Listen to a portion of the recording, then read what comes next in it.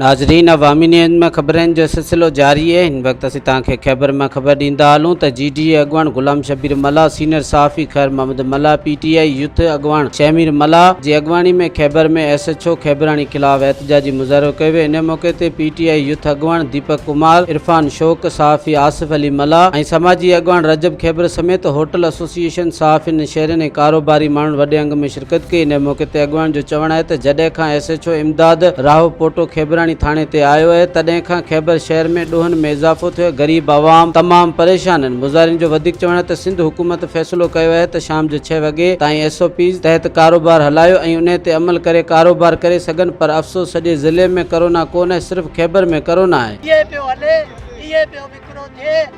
पानी विकिरो थींदो आहे। असां उनखे चऊं था बाबा कचो शराब बंदि कराए, मंशियात मैनपुरी बंदि कराए।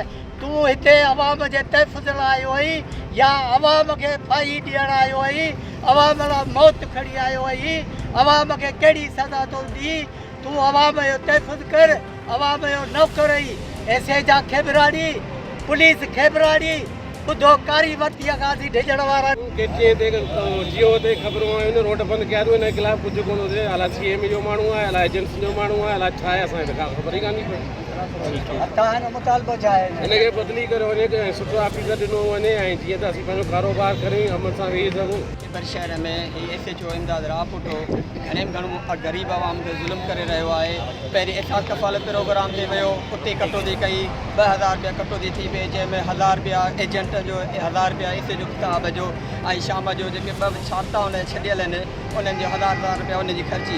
उन खां अलावा उहो ख़तमु सिस्टम थी वियो। वरी हींअर लॉकडाउन जो सिस्टम आयो आहे त इन में जेको होटल वारनि खां हर होटल वारे खे राति हुननि खे घुरायो आहे, उन्हनि खे घुराए उनखे चवणु लॻो आहे त तव्हां हर हिकु माण्हू मूंखे 500 रुपया ॾियो, हर होटल वारो 500 रुपया ॾे, तव्हां होटल हलायो। जीअं और सीनियर साहब खैर मोहम्मद मल्ला, शमीर मल्ला की जानिब से जो एहतजाज किया गया है, यहाँ पे जो यहाँ के मुकामी जो लोग हैं, जो कारोबारी यहाँ पे लोग हैं, उनको SHO जो खैबरानी है राह पोटो साहब, वो उनको शदीद तंग करते हैं और ये उनसे मुतालबा करता है। SHO आम लोगों से मुतालबा करता है कि 500 रुपये या 5-5 हज़ार पैसे कुछ वो कह रहे पैसे दो, अपने होटल में चलाओ।